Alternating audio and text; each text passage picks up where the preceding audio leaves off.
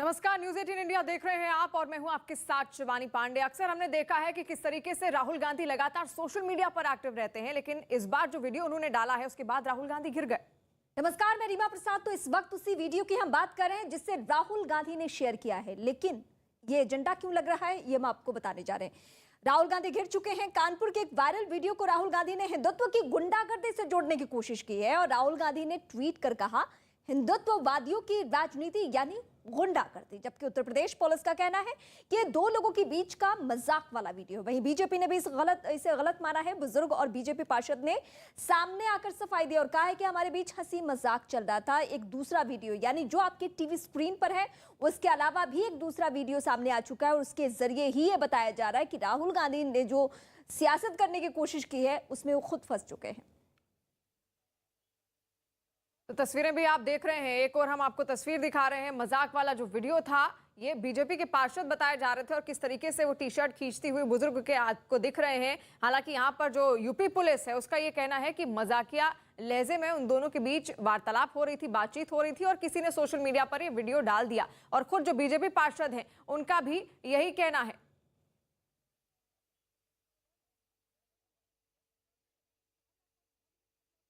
मुद्दा न होने पर हम चाचा भतीजे हमारे क्षेत्र में जितने भी बुजुर्ग हैं सबसे मेरा इसी प्रकार का संबंध है और सभी से हम लोग हंसी मजाक करते हैं। ये लोग हमको बहुत स्नेह देते हैं। बताइए चाचा जी, कल के वीडियो में क्या सत्यता थी उन लोगों को बताने का काम करिए जो लोग इसको एक चुनावी मुद्दा बता रहे हैं। और ये पारिवारिक बात है, इसमें क्या सच्चाई है? पारिवारिक बात है कि हमारा संबंध इनके पिताजी से था। ये तो हमारे भतीजे हैं, ये हमारे भतीजे हमारे इनके पिताजी बहुत अच्छे संबंध थे। हम लोग पार्टी जरूर अलग है, लेकिन हम लोग एक दूसरे को बहुत चाहते हैं और हम लोगों को झगड़े वाली कोई बात नहीं हो रही थी। हम लोग क्या ये हंसी मजाक वाली बात हो रही थी कि ये हमसे कहते आपकी भाजपा में आ जाओ। हमने कहा आ जाओ भाजपा में, हम श्री कांग्रेस से रहे। चुनावी माहौल है तो हर वीडियो का एक अलग एंगल दिया जा रहा है। इस वक्त हमारे सहयोगी अमित पांडे हमारे साथ जुड़े हुए हैं। अमित पांडे, एक वीडियो दरअसल हम दिखा रहे हैं जिसको हिंदुत्ववादी कह के टैग किया गया था राहुल गांधी की तरफ से, लेकिन तस्वीर अब बिल्कुल साफ हो चुकी है। यानी दरअसल इस वक्त हमारे साथ अमित सिंह है। अमित सिंह के साथ संभवतः वो बुजुर्ग हैं, तो आप एक बार बातचीत कीजिए। दूध का दूध पानी का पानी हो जाना है अभी के अभी। जी हाँ, बिल्कुल रीमा, इस वक्त मैं कानपुर में ही मौजूद हूँ और जिस पार्क में हूँ इस पार्क के सामने ही दोनों चाचा भतीजे का घर भी है। सबसे पहले तो फ्रेम में आपको दिखा दूं, चाचा भतीजे दोनों देखिए किस तरीके से मुस्कुरा रहे हैं और सीधा इनसे बातचीत करते हैं। कल जो वीडियो वायरल हुआ आप दोनों लोगों का और जिस तरीके से रात में राहुल गांधी ने भी ट्वीट किया, किस तरीके से इसको देखते, क्या था पूरा माजरा? देखिए, हम तो इसको मजाक के रूप में तो देखते ही हैं, इसका कोई राजनीतिक आधार नहीं है। एक हमारे यहाँ बीजेपी से पार्षद है। मैं बीजेपी से पार्षद हूँ और मैं नगर निगम कार्यकारिणी का सदस्य भी हूँ। हमारे क्षेत्र में जो भी बुजुर्ग हैं हमारा सबसे इसी तरह का संबंध है। सब मुझे बच्चे की तरह स्नेह करते हैं और ये भी एक स्नेह का ही पार्ट था। स्नेह का ही पार्ट था। चाचा, आप कांग्रेस से जुड़े हुए हैं? हम कांग्रेस से जुड़े सन 1980 से जुड़े हुए हैं। हमें कांग्रेस के वार्ड अध्यक्ष भी रहे, शहर महामंत्री भी रहे हैं।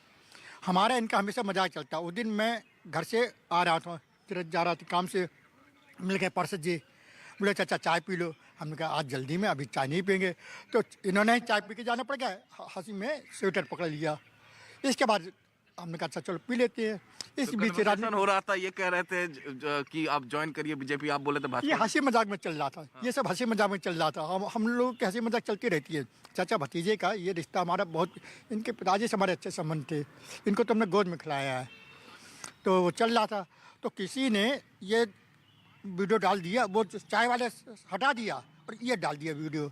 हम लोग वायरल कौन किया था? देखिए, ये तो हम भी नहीं समझ पाए कि ये वीडियो बना कब, क्योंकि हम लोग सामान्य रूप से खड़े होते हैं, मोहल्ले के सब परिवार के लोग हैं। जिसने भी बनाया तो निश्चित रूप से उसको भी हम धन्यवाद देंगे कि हम और चाचा भतीजे कानपुर वाले जो हैं दिल्ली में फेमस हैं, तो हम तो इसके लिए जो है उसको भी धन्यवाद देंगे। इसको मैं निगेटिव नहीं मानता, मैं इसको पॉजिटिव मानता हूँ। और ये देश की राजनीति के लिए भी एक तरह का संदेश है कि मतभेद होने चाहिए, मनभेद नहीं होने चाहिए। यही इसका सार है। तो फेमस हो गए हैं अमित, इस चाचा। वक्त अगर आप सुन रहे हो तो मेरा सवाल है एक आपसे। हम लोगों ने तो हम लोगों को और कर दिया कि झगड़ा कर रहे हैं, ऐसा नहीं था, हम लोग हंसी मजाक कर रहे जी जी बताएं। अमित, मेरा सवाल यह है कि राहुल गांधी ने दरअसल ट्वीट किया है और जो बुजुर्ग शख्स आपके साथ हैं वो इस वक्त कांग्रेस पार्टी के हैं, वो बता चुके हैं। तो आप उनसे जरा पूछिए कि राहुल गांधी ने जो ट्वीट किया है उसको वो किस तरीके से लेते हैं, क्योंकि राहुल गांधी ने बहुत बड़े शब्द का इस्तेमाल किया है, सीधे सीधे हिंदुत्ववादी एंगल देने की कोशिश की है। तो जो कांग्रेस पार्टी के बुजुर्ग लीडर हैं वो क्या सोच रहे हैं इस मसले पर? आप कांग्रेस पार्टी से जुड़े हुए हैं, आपके बड़े नेता राहुल गांधी पूर्व अध्यक्ष, उन्होंने ट्वीट किया है और आपका जो वीडियो है उसको हिंदुत्व से जोड़ने की कोशिश किया है, उसको किस तरीके से आप देखते हैं? ऐसा है ना, इसमें वो हंसी वाला पार्ट हटा दिया गया है, जो हम लोग हंस रहे थे वो हटा दिया गया और वैसा वायरल कर दिया गया। तो इसमें उनको भी गलती नहीं, उनको क्या मालूम कि ये लोग मजाक कर रहे हैं। उन्होंने सही में समझा, उन्होंने ये सही समझा कि ये लोग झगड़ रहे हैं, लेकिन ऐसा नहीं था। तो उनको ये मालूम नहीं था ना, इसलिए उन्होंने ट्वीट किया। भाई उनके पास तो वीडियो पहुंचा, उसमें जैसे लग रहा है कि हम लोग ये झगड़ा कर रहे हैं, जबकि ऐसी बात नहीं थी। वो हंसी वाला जो हिस्सा था ना वो हटा के किसी ने भेजा है, इसलिए उन्होंने ऐसा करा। नहीं तो राजीव गांधी पुलिस भी आई थी, जांच की आप लोगों को बस फोन की थी पुलिस? नहीं देखिए, कोई पुलिस नहीं आई थी हमारे यहाँ। सबसे पहले तो वीडियो यहाँ कानपुर महानगर के तमाम समाजवादी कार्यकर्ताओं ने 200-250 की मात्रा में इस वीडियो को वायरल किया। चूंकि चुनाव चल रहा है, आचार संहिता का उल्लंघन भी हो सकता था, तो निरंतर पुलिस ने हमसे संपर्क किया। थाने अध्यक्ष महोदय ने किया, चौकी इंचार्ज महोदय ने किया, हमारे सहायक पुलिस आयुक्त थे उन्होंने भी हमें फ़ोन किया। तो मैंने उनको सफाई भी दी। हमने कहा भाई साहब ऐसा नहीं है, आप हमारे चाचा से व्यक्तिगत जाके मिलिए।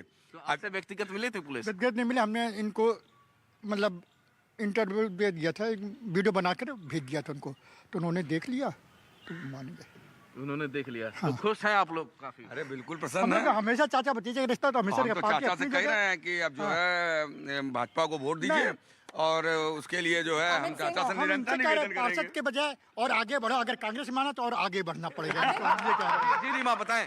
अमित, एक सवाल और हमारे जहन में है। दरअसल अब हमने भतीजे की बात बहुत की है और भतीजे ही छेड़ रहे थे, और भतीजे जब चाचा को छेड़ रहे थे तो दरअसल ये कहा जा रहा था, ट्विटर के में जितने सारे ट्वीट्स पढ़ रही थी उसमें सबसे बड़ा एंगल जो निकलकर सामने आ रहा था, देखिए बीजेपी के लीडर हैं और बीजेपी के लीडर किस तरीके से बुजुर्ग के साथ दुर्व्यवहार कर रहे हैं। तो अब जरा भतीजे से पूछिए कि क्या समाजवादी पार्टी के नेताओं को या फिर कांग्रेस पार्टी के नेताओं को वो यहां से हमारे मंच के जरिए वो जवाब देना चाहेंगे जिन्होंने उस तरीके से भतीजे को लिया है।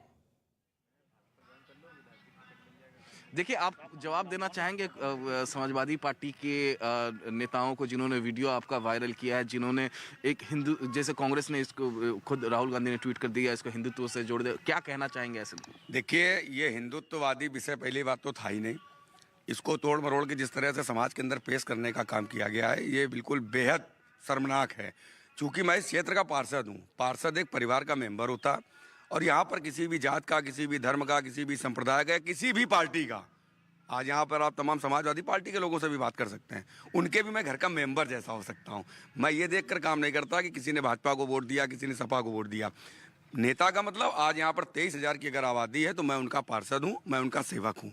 इस भाव से हम लोग इस क्षेत्र में काम करते हैं। हमारे यहाँ तमाम माताएं रास्ते चलते वो भी हमें डांटती हैं, हम उनसे भी कुछ ले लेते हैं। किसी से आशीर्वाद स्वरूप है चाचा 10 रुपये दो, तो ये हिंदुत्ववादी विचारधारा की सोच बेहद शर्मनाक है। इस विषय से इस चीज़ का कोई संबंध नहीं है। और जहाँ तक हिंदुत्ववादी विचारधारा का लोग हैं, जो चाचा खड़े हैं, हमारे यहाँ माँ काली देवी का मंदिर है, बहुप्रतिष्ठित मंदिर है, और यहाँ हमें लग रहा 10-20 जिलों से लोग दर्शन माँ काली के करने आते हैं, उसके अनन्य भक्त हैं। ये भी हिंदू हैं, ये उसके अनन्य भक्त हैं, ये दिन रात सेवा करते हैं। हो सकता है हम तो नीचे से प्रणाम करके निकल जाते हैं, लेकिन ये सवेरे 7 बजे आरती में भी जाते हैं, शाम को भी जाते हैं, तो ये भी हिंदू है ना। तो इसको हिंदुत्व से जोड़ने का कोई विषय ही नहीं है। तो हम लोग तो सबके काम कर रहे हैं। और दूसरी चीज़, इसका राजनीतिकरण जिस तरह से किया गया, इसका हम पूर्ण रूप से खंडन भी करते हैं। हमारे मोहल्ले के सभी बूढ़े बुजुर्ग, मैं इस क्षेत्र में नेता बन के नहीं घूमता, मैं इस क्षेत्र में बेटा बन के घूमता हूँ, सेवक बन के घूमता हूँ, सब मेरे परिवार के लोग हैं। और जहाँ तक चुनाव का विषय है, तो हमने अभी भी इनसे कहा, आपके सामने कहा कि चाचा एक बार फिर होगी सरकार, तो इन्होंने तुरंत प्रत्युत्तर किया। तो ये हमारा हंसी का पार्ट है कि अगर हम ये नहीं करेंगे तो समाज में जो आपसी विखंडन हो रहा है, हम लोग राजनीति करते हैं, क्योंकि आजकल के नेताओं में देखने को मिलता है। हमारे पिताजी भी पार्षद थे जनसंघ के जमाने से। जनसंघ के जो आप कांग्रेस से जुड़े हुए, कब से जुड़े हुए हैं? सन 1980 से हम कांग्रेस से जुड़े हैं। पहली बार वोट हमने आरिफ मोहम्मद खान को दिया था जब वो यहाँ से सांसद बने थे, तब से मैं बराबर कांग्रेस से जुड़ा हुआ हूँ, कांग्रेस के लिए सेवा करता हूँ। अच्छा, ये राहुल गांधी को क्या कहना चाहेंगे जो उन्होंने ये ट्वीट? भाई इसमें राहुल गांधी को तो जैसा भेजा गया उसमें पूरा वीडियो भेजा नहीं गया, उसमें जी, हंसी अमित, मजाक वाला भेजा नहीं गया। हम सिर्फ आपके भेज पास दिया गया। वापस लौटेंगे, एक बार फिर से चाचा भतीजे से बात करने की पूरी कोशिश होगी, लेकिन दर्शकों को वो वीडियो दिखाना भी बहुत ज्यादा जरूरी है। पहले वो वीडियो हम दर्शकों को दिखाते हैं। मैं भाजपा क्यों हूँ? नहीं हूँ मैं भाजपा। कांग्रेस में वोट पड़ गए, क्या चीज? निष्ठावान लोगों का आप लोग टिकट नहीं करा क्यों रहे। नहीं? ट्वेल्व कांग्रेस ही है। तो तुम्हारे यहाँ कौन स्वामी प्रसाद मौर्य बेकार की बात न करो। भाजपा ही है। भाई तो हमारे स्वामी प्रसाद मौर्य तो भाजपा हार ही है। गए। क्यों आए हम? तो डिलाटेड हमें ऐसी पार्टी में आने नहीं है जहाँ जैसे बात हम समझोगे आप लोग वैसे ही समझाएंगे। हाँ गुंडागर्दी तो आप लोग जनता ही भाजपा भाई हो, मैं भाजपा भाजपा ही है। क्यों हूँ? नहीं हूँ मैं भाजपा। कांग्रेस में वोट पड़ गए, क्या चीज? निष्ठावान लोगों का आप लोग टिकट नहीं करा क्यों रहे। नहीं? ट्वेल्व कांग्रेस ही है। तो तुम्हारे यहाँ कौन स्वामी प्रसाद मौर्य बेकार की बात न करो। भाजपा ही है। भाई तो हमारे स्वामी प्रसाद मौर्य तो भाजपा हार ही है। गए। क्यों आए हम? तो डिलाटेड हमें ऐसी पार्टी में आने नहीं है जहाँ जैसे बात हम समझोगे आप लोग वैसे ही समझाएंगे। हाँ गुंडागर्दी तो आप लोग जनता ही भाई हो, मैं भाजपा भाजपा ही है। क्यों हूँ? भाई नहीं भाजपा ही हो, मैं भाजपा भाजपा ही है। क्यों हूँ? नहीं हूँ मैं भाजपा। तो इस वीडियो को मजाक वाला वीडियो कहा जा रहा है। चाचा भतीजे का जो आपका वीडियो है, किस तरीके से पकड़ा हुआ है, चाचा जी की शर्ट पकड़ी है, और क्या संदेश इससे दुनिया को जाएगा, या फिर किस तरीके का संदेश देने की कोशिश है। हालांकि जो चाचा और भतीजा है उनसे भी हम बात करने की कोशिश करेंगे, लेकिन जो पुरानी तस्वीर है वो भी आप देख लीजिए। हम दोनों तस्वीरें आपको दिखाने की कोशिश कर रहे हैं कि आखिर पूरा मसला क्या था, कौन सा वो वीडियो था जिस पर ये पूरा विवाद हुआ। चाचा भतीजे का ये वीडियो बताया जा रहा है। अब ये दोनों शख्स यही कह रहे हैं कि हम दोनों चाचा भतीजे हैं और हम दोनों के बीच इस तरीके की कोई अनबन नहीं है। अमित सिंह के पास वापस लौटेंगे जो इस वक्त दोनों चाचा भतीजे के साथ मौजूद हैं। सबसे पहले अमित, मैं चाहूंगी जो भतीजे हैं उनसे आप ये पूछिए कि जिस तरीके से वो स्वेटर उनका पकड़ रहे हैं उससे क्या गलत संदेश नहीं जा रहा है, और वो कह रहे हैं कि जिस भाषा में समझोगे उसी भाषा में जवाब देंगे। आखिर ये लहजा क्या था, इससे क्या संदेश देने की कोशिश थी? जी हाँ, बिल्कुल। जो वीडियो जो वायरल हुआ है उसमें जिस तरीके से आपने पकड़ा हुआ है, इनका स्वेटर पकड़ा हुआ था, उससे गलत संदेश नहीं जा रहा है कि? देखिए, स्वेटर पकड़ने का मतलब उद्देश्य गलत संदेश नहीं था। ये वीडियो बनाने वाले ने किस तरह से वीडियो बनाया ये उसकी सोच पर निर्भर था। हम लोग अपने घरों में बच्चों से भी लड़ते हैं, बड़ों से भी लड़ते हैं, हंसी खुशी रहते हैं। तो हमारे क्षेत्र में जो भी लोग हैं, मतलब एक आप समझे परिवार की भांति लोग रहते हैं। यहाँ जितने भी लोग खड़े हैं, आप चारों तरफ दरवाजे खटखटा लीजिए, सब एक दूसरे से लड़ेंगे, लेकिन हम लोगों के दिल एक हैं, हम लोगों के मन एक हैं। मत में तो अंतर हो सकता है कि हमारी विचारधारा जो है भारतीय जनता पार्टी की विचारधारा है, श्यामा प्रसाद मुखर्जी जी का अंत्योदय की विचारधारा है। बहुत शुक्रिया। हमारे दर्शकों के सामने पूरी तस्वीर अब साफ हो चुकी है कि दरअसल मसला था क्या और इसे चुनावी माहौल में बनाने की कोशिश क्या की गई। आपके जरिए हम अपने दर्शकों के सामने ये रख चुके हैं, लेकिन अब एक और वीडियो की हम बात करेंगे अपने दर्शकों के सामने कि जब चुनावी माहौल है तो कैसे कैसे वीडियो का इस्तेमाल हो रहा है। तो एक और वीडियो वॉर की बात करते हैं। यूपी बीजेपी ने वीडियो जारी किया है, बिना नाम लिए किया है और अखिलेश यादव पर हमला बोला है। अखिलेश के पाकिस्तान समर्थन वाले बयान पर वीडियो जारी कर कटाक्ष किया गया है। वीडियो में कहा गया है कि अखिलेश करहल से क्यों, पाकिस्तान से क्यों नहीं चुनाव लड़ लेते। पप्पू के पापा, तुम तो सफाई ज्ञान के राजदूत बन गए हो। अरे पहले ठीक से बोलना तो सीखो। कटहल नहीं, करहल, करहल। हाँ वही। इस बार टीपू भैया की जीत पक्की है। कहाँ से? पाकिस्तान से? अरे नहीं, यूपी से। पाकिस्तान से काहे? काहे का? वही तो कहे थे कि पाकिस्तान हमारा दुश्मन नहीं है, तो फिर लड़ा ले वहीं से चुनाव। अरे चमड़ी की जबान फिसल गई। अरे तो काहे इतना लबर लबर करते हैं भाई, हैं? संभल कर काहे नहीं बोलते? अरे उन माताओं से जाकर पूछो जिनके फौजी बेटों के गले काटे थे पाकिस्तान वालों ने। वो तो जुग जुग जी हमारे मोदी जी, जिन्होंने घर में घुस कर मारा था, तब जाकर हमारे कलेजे को ठंडक पड़ी थी। हमारे मोदी जी से दुश्मन।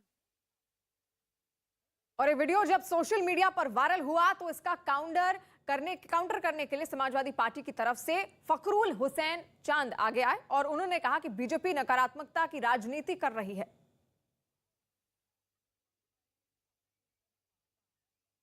बयान नकारात्मक है, उनके काम नकारात्मक हैं और उनके गाने भी नकारात्मक हैं। आज उत्तर प्रदेश का नौजवान, किसान, महंगाई से परेशान जनता, वो इस भारतीय जनता पार्टी से निजात चाहती है। हम समझते हैं कि उत्तर प्रदेश में परिवर्तन होने जा रहा है, समाजवादी पार्टी की सरकार बनने जा रही है।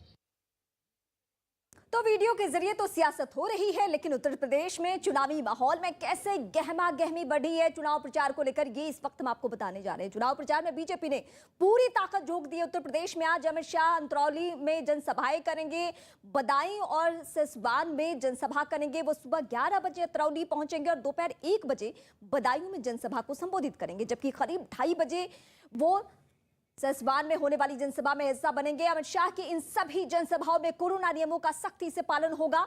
इन सभाओं के बाद अमित शाह दोपहर 3:35 पर घर घर जनसंपर्क कार्यक्रम में भी हिस्सा लेने वाले हैं। यानी अमित शाह, जो कि इससे पहले भी आप अलग अलग जिलों में देख चुके हैं, आज कहां कहां रहने वाले हैं हम आपको बता रहे हैं। लेकिन इस बीच सीएम योगी आदित्यनाथ बुलंदशहर में होंगे। 2 तस्वीरें आपकी टीवी स्क्रीन पर, 2 बड़े दिग्गज नेता बीजेपी के कद्दावर चेहरा, जिनके पहुंचने से ना सिर्फ कार्यकर्ताओं में जोश भरता है बल्कि पब्लिक में भी वो अपनी बातें पहुंचाने के लिए जाने जाते हैं। राजनीति के एक तरफ चाणक्य तो सीएम योगी आदित्यनाथ ने बीते 5 वर्षों में जो अपनी अलग छवि बनाई है वो आप सबके सामने है, लेकिन चुनावी माहौल में इसका असर किस तरीके से होता है ये देखने वाली बात होगी।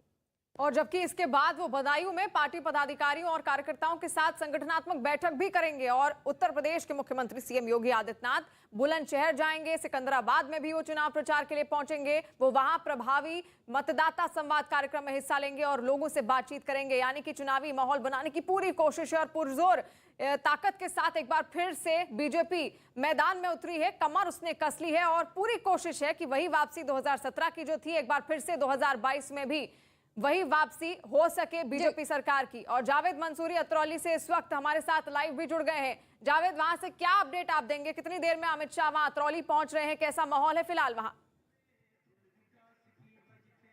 देखिए, अतरौली पहले चरण में वीआईपी सीट हम कह सकते हैं, क्योंकि यहाँ से संदीप सिंह है, कल्याण सिंह के नाती जो कैंडिडेट है और योगी सरकार में मंत्री है। फिलहाल तैयारियां जोर शोर से चल रही हैं। 12 बजे का वक्त जो बताया जा रहा है, अमित शाह, गृह मंत्री अमित शाह यहाँ पर पहुंचेंगे, लेकिन कार्यकर्ता यहाँ जुटना शुरू हो गए। बताइए कि अमित शाह आ रहे हैं, संदीप सिंह दोबारा जीतेंगे यहाँ से? बिल्कुल जीतेंगे, पहले से अच्छे वोटों से जीतेंगे। देखिए, बहुत महत्वपूर्ण जिला इसलिए क्योंकि क्लीन स्वीप पिछले चुनाव में किया था। क्या आप वैसा प्रदर्शन दोहरा पाएंगे? दोहरा पाएंगे और अच्छा बेहतर करेंगे। देखिए, 7 की 7 सीटें 2017 में बीजेपी ने यहाँ से जीती थी। यहाँ वो संबोधन करेंगे और मैं दिखाऊं, कोविड प्रोटोकॉल का खास ख्याल रखा जाएगा। बहुत ज्यादा कुर्सियां नहीं लगाई गई हैं। अब से थोड़ी देर बाद यहाँ लोग जुटना शुरू हो जाएंगे। 12 बजे का वक्त है, ठंड भी हो रही है, तो लोग आएंगे और उसके बाद संबोधन के बाद बदायूं जाएंगे। बदायूं में 2 जनसभाएं। अब मैं अतरौली को आपके जरिए समझना चाहती हूं, और चूंकि बीजेपी के कार्यकर्ता भी आपके साथ हैं तो आप जरा पूछिएगा, बाबूजी यानी कल्याण सिंह की गैर मौजूदगी में यह चुनाव हो रहा है, जिनका अतरौली से ताल्लुक रहा है और हिंदुत्व की राजनीति के उत्तर प्रदेश में पुरोधा जिनको कहा जाता रहा है, आज वो नहीं है। तो यकीनन जब मंच पे अमित शाह होंगे तो सबसे पहले बाबूजी को याद करेंगे और वो बताएंगे कि अतरौली किस तरीके से कहां खड़ा है और कैसे उनको याद कर रहा है। लेकिन बहुत बड़ी बातें इस मंच से होनी है और यहां से यानी अतरौली से संदेश देने की कोशिश कि सत्ता की राहें आसान हो। देखिए, अतरौली बीजेपी के लिए बहुत महत्वपूर्ण है। आपको बता दें कि कल्याण सिंह, जो कि कद्दावर नेता रहे हैं, मुख्यमंत्री रहे हैं, बड़े चेहरे थे बीजेपी के, उनकी गैर मौजूदगी तो है ही, आपने सही कहा। और मैं आपको मंच की तस्वीर दिखाना चाहूंगा। तो देखिए, कल्याण सिंह की तस्वीर संदीप सिंह के बगल में लगी हुई है और वो तस्वीर ये दर्शाती है कि यहाँ जब होंगे अमित शाह तो वो जरूर जिक्र करेंगे इस बात का, क्योंकि अतरौली से ही कल्याण सिंह भी विधायक चुनते रहे थे। और उसके बाद यहाँ पर देखिए लोग भी उनसे समझते हैं। ये बताइए कि कल्याण सिंह की गैर मौजूदगी में चुनाव हो रहा है, क्या आपको लगता है, क्या अमित शाह उसके बारे में क्या जिक्र कर सकते हैं? और अतरौली की जनता का कहना है कि एक बार तो श्रद्धांजलि बाबूजी को दे ही चुके हैं, लेकिन 10 फरवरी को होने वाले मतदान में कमल के फूल का बटन दबाकर असली श्रद्धांजलि बाबूजी को देंगे। कमल का बटन दबाकर श्रद्धांजलि देंगे। कल्याण सिंह की गैर मौजूदगी में ये चुनाव हो रहा है पहली बार। जी, उनकी पहली बार बिना मौजूदगी में चुनाव हो रहा है, लेकिन अतरौली की जनता ने पूरी तरीके से मूड बना लिया है कि संदीप सिंह संजीव भैया को अब की बार कैबिनेट में लेके जाएंगे। देखिए, उनकी राजनीतिक विरासत को संदीप सिंह बढ़ा रहे हैं। यहाँ से दूसरी बार चुनाव मैदान में है। आप आइए, बताइए, संदीप सिंह मंत्री भी हैं और क्या इस बार कल्याण सिंह की गैर मौजूदगी में चुनाव रहा, क्या सहानुभूति भी और नहीं, जनता यहाँ की उनको चाहती है। अच्छे नेता हैं, जमीन से जुड़े हुए नेता हैं, वो हर वर्ग के लोगों के बीच में जाते हैं और सबका सम्मान करते हैं। जमीनी नेता है। देखिए आप ये बीजेपी समर्थक हैं, यहाँ पर पहुंचे हैं और अमित शाह थोड़ी देर बाद यहाँ पर इसी के साथ एक और सवाल मैं समझना चाहती हूँ। मैं देख रही हूँ कार्यकर्ता भावनाओं से ओतप्रोत हैं और होना लाजमी भी है, क्योंकि एक तरफ अगर कल्याण सिंह राजनीति में शीर्ष तक पहुंचे तो आजीवन अपने आप को उन्होंने कहा कि मैं कार्यकर्ता हूं और कार्यकर्ताओं के बीच उनकी मौजूदगी रही, ये हम सब ने महसूस किया। और उत्तर प्रदेश में उनका कद क्या रहा है ये मैं दर्शकों को पहले भी बता चुकी हूं। लेकिन इस बीच जरा जानिए कि अगर वो संदीप में अब कल्याण सिंह को, बाबूजी को ढूंढ रहे हैं, तो क्या उसी तरीके से वो राजनीति में वो शीर्ष स्थान देंगे संदीप सिंह को? देखिए, बिल्कुल जो राजनीतिक विरासत है पूर्व मुख्यमंत्री कल्याण सिंह की, वो अतरौली में संदीप सिंह आगे बढ़ा रहे हैं। और यहाँ लोग लगातार हमारे साथ बातचीत करने के लिए, बताइए कि क्या संदीप सिंह में वो झलक दिखती है कल्याण सिंह जी की? जी, उनमें बहुत अच्छी छवि दिखती है और वो लोकप्रिय नेता रहे हैं अतरौली क्षेत्र के, और सबसे अच्छी छवि है उनकी यहाँ पर। आप आगे आइए, थोड़ा सा आगे आ जाइए, बताइए, आगे आ जाइए। कार्यकर्ता दिन रात मेहनत करते हैं, कल्याण सिंह की क्या छवि नजर आती है संदीप सिंह में? छवि तो सारी आती है, मगर ये है ना, बाबूजी कल्याण सिंह के तौर पे जैसे जो कार्य बाबूजी कल्याण सिंह ने किए थे, अब वो भी है ना उसी कार्य पे चल रहे हैं। जी जावेद, हम आपके पास वापस आएंगे। अतरौली कुछ ही देर में पहुंच जाएंगे गृह मंत्री अमित शाह। उसके बाद वहां पर किस तरीके से तस्वीरें बदलती हैं, हर तस्वीर हम दर्शकों तक पहुंचाने की पूरी कोशिश करेंगे। लेकिन उत्तर प्रदेश चुनाव के लिए बीजेपी ने नई लिस्ट जारी कर दी है और बीजेपी ने लखनऊ कैंट से ब्रजेश पाठक को चुनावी मैदान में उतार दिया है। रीता बहुगुणा जोशी का इमोशनल कार्ड भी नहीं चला। लखनऊ कैंट सीट से बीजेपी नेता रीता बहुगुणा जोशी अपने बेटे मयंक के लिए टिकट मांग रही थी, लेकिन पार्टी ने कानून मंत्री ब्रजेश पाठक को सीट बदलकर लखनऊ कैंट से उतार दिया है। सरोजनी नगर सीट पर जहां पति दयाशंकर सिंह और पत्नी स्वाति सिंह दोनों टिकट की दावेदारी कर रहे थे, लेकिन दोनों का पत्ता कट गया और टिकट मिला ईडी के पूर्व डायरेक्टर राजेश्वर सिंह को, और लखनऊ पूर्व से आशुतोष टंडन को टिकट दी गई।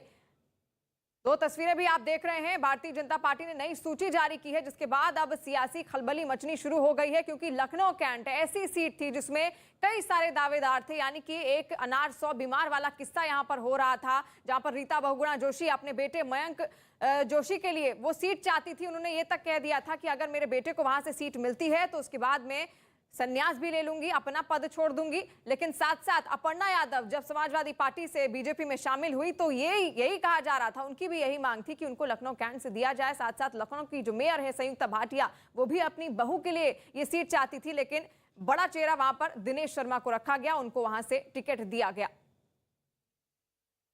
आने वाले दिनों में ये चेहरे किस तरीके से हमलावर होते हैं, इस पे हमारी निगाहें रहेंगी। लेकिन इस बीच बड़ी खबर आ रही है, बीजेपी से जुड़ी हुई सूत्रों के हवाले से खबर है कि बीजेपी 5 फरवरी को अपना संकल्प पत्र जारी करने वाली है। इस दौरान बीजेपी के राष्ट्रीय अध्यक्ष जेपी नड्डा, गृह मंत्री अमित शाह, सीएम योगी आदित्यनाथ, धर्मेंद्र प्रधान समेत कई बड़े नेता मौजूद रहेंगे। बीजेपी के संकल्प पत्र में किसानों की आय दोगुनी की जाए, रोजगार सृजन, महिलाओं को स्वरोजगार समेत सांस्कृतिक राष्ट्रवाद के मुद्दे होंगे। और सबसे ज्यादा जो फोकस किया जाना है मौजूदा हालात में, वो है किसानों का मसला। पश्चिमी उत्तर प्रदेश में जिस तरीके से फोकस किया गया है, जाट बहुल इलाकों में जिस तरीके से स्ट्रैटेजी तैयार की गई है, इन सब की झलक देखने को मिलेगी कहां?